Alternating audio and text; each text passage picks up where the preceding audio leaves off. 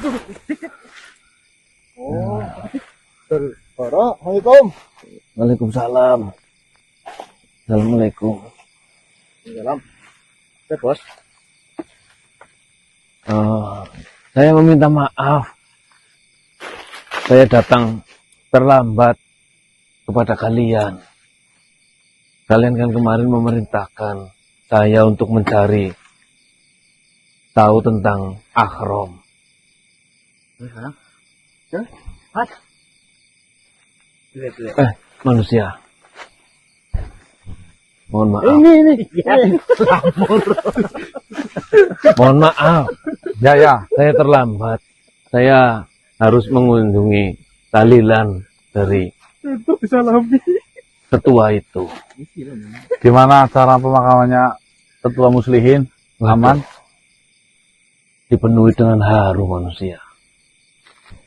Dia seorang tetua. Para warga biasa meminta bantuan dia kalau ada sesuatu. Nih. Ya, pertama ya saya ucapkan berbelasungkawa. Ya.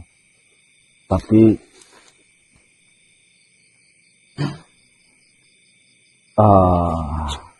ini adalah rencana Gusti Allah yang jauh lebih baik. Ya, betul. Ya, jadi jangan salahkan keadaan. Nanti pasti ada hikmah di balik meninggalnya Eyang Muslihin. Ya. Permasalahannya bukan di situ saja. Ada permasalahan yang membuntuti dari meninggalnya tetua muslihin. Apa sih? Ya banyak. Maka dari itu, saya rasa kalian kan manusia-manusia yang sakti. Apa boleh saya meminta kalian untuk membangkitkan beliau? Maksudnya? Bangkitkan Dia menghidupkan kembali. Lagi. Iya. Kasihan. Ketua muslimin meninggalkan anaknya yang masih perlu dididik oleh ayahnya. Belum lagi ibunya. Ada ayah baru aja.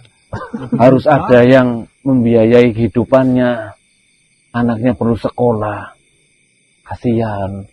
Mungkin kalian bisa menghidupkan orang mati. Mana ada orang mati dihidupkan lagi? Gini. Ya nggak ada. Kalau menghidupkan orang mati, itu ilmu saya belum sampai. Tapi kalau untuk nyembuhin kayak kemarin sawan celeng, sawan pedus, sawan garangan, sawan kadal apa itu mungkin bisa diusahakan. Tapi kalau ilmu untuk membangkitkan, belum nyampe ya Mas. Kalau itu sudah terselesaikan, anak saya sudah sembuh, bahkan anak saya ikut membantu tahlilan dari tetua muslim. Kasihan sekali manusia. Para warga semuanya kehilangan sosok beliau. Bagaimanapun juga dia sangat berpengaruh di wilayah saya. Ya, ini hanya hal baru saja. Mungkin nanti lama-lama juga terbiasa dan nanti ada yang menjabat jadi tetua lagi. Lalu siapa yang membiayai istri dan anaknya tetua? Rezeki itu sudah dijamin dan tertakar dan takkan tertukar. Betul. Jadi kau tidak usah merencanakan. Gusti Allah mengutus apa tuh lihat lah.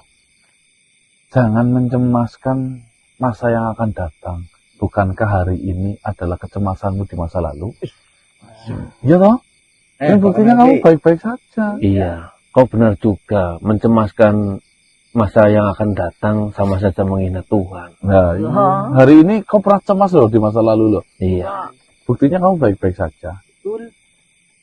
Ya, saya coba untuk mengikhlaskan semua. Saya hanya terbebani karena meninggalnya tetua itu karena saya meminta tolong kepada dia.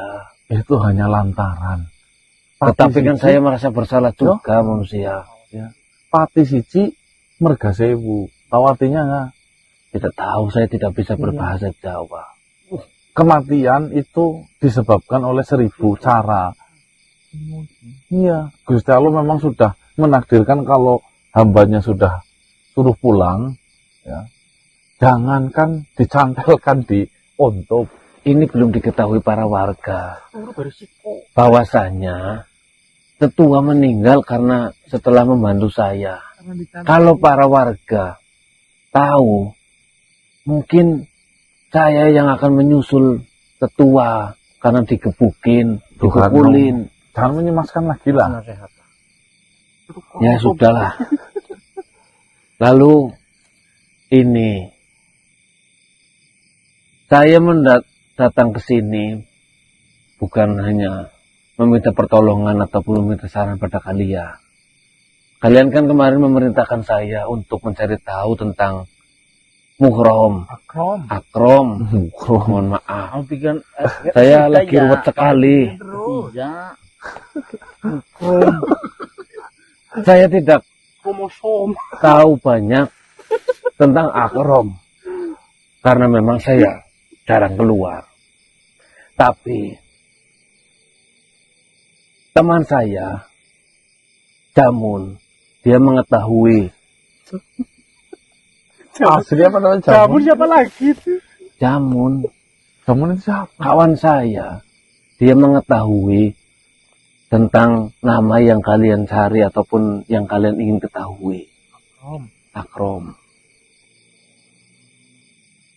Sungguh saya tidak berbohong, kalian seolah-olah ragu kepada saya. Ya itu Jamun itu siapa sih? Kalian tahu? Teman saya. Iya temanmu. Dia sering lihat atau bagaimana? Seperti ini. Dia kan seorang penjaga ataupun pengaman desa. Pengaman desa. Hansip. Andra. Linmas lah. Pengaman. Iya. Ya. Pengaman desa di sini. Sedikit banyaknya, karena dia seorang pengaman, dia kan sering mengitari seluruh desa hampir setiap hari. Seluk-beluk desa ataupun ada cerita apa di sudut desa sebelah sana, dia mengetahui. Dan setelah saya tanyakan kepada dia tahu yang bernama Akrom itu. Apa katanya? Jamun sih hanya mengatakan si Akrom itu penyembah tengkorak. Jadi si Akrom itu sering datang ke kuil dan membawa tengkorak. Tengkoraknya diajak bicara. Dan si Jamun pernah melihat tengkoraknya itu menjawab apa yang dikatakan oleh si Akrom. Gampangnya, si Akrom ini adalah sosok makhluk yang mempunyai agama tengkorak. Dari mana? Ya nyatanya si Akrom menyembah tengkorak kan berarti agamanya tengkorak kan. Lebih ini tengkorak gue. Ya saya tidak tahu, mungkin tulang di bagian lain kan tidak. Nah itu belum pasti lah. Sudah pasti. Nah, kau pikir secara jernih, kalaulah si Jamun sahabat saya adalah seorang keamanan, pengaman, dia sering mengitari desa. Bukan hal yang sulit untuk mengetahui sesuatu. Ya toh? Ya tapi kalau agama tengkorak ya malah nggak ada. Lantaran doang. Tapi nyatanya si Akrom menyembah tengkorak bagaimana? Kayak gini baik. Biar saya yang tanya sama Jamun. Kamu tanyanya kurang spesifikasi mungkin. Bisa. Lantur nanya. Kalau lah si Jamun tidak dalam bertugas menjadi pengaman, keamanan, saya akan panggilkan. Ya panggilan Dewis. Si Jamun biar saya yang tanya. Biar lebih jelas. Kalian tetap di sini. Ya di sini panggil langsung baik. Panggil Jamun. Tapi saya harap kalian bersabar kalau berbicara dengan si Jamun. Tenang baik. Emosian apa bocah? Nanti kalian tahu lah. Oh, kalau emosian kita sama-sama emosian saya. Tenang aja. Jamun. Suka emosian, tenang aja. Siapa? Saya masih saya.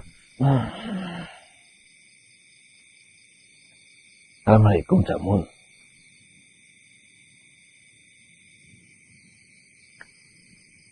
Kau sedang bertugas atau tidak? Kebetulan sekali. Ini tentang apa yang saya tanyakan terhadapmu. Iya, kau memang sudah memberitahu ke saya. Tetapi ada yang ingin bertanya lebih jelas terhadapmu. Tentang nama itu. Warso.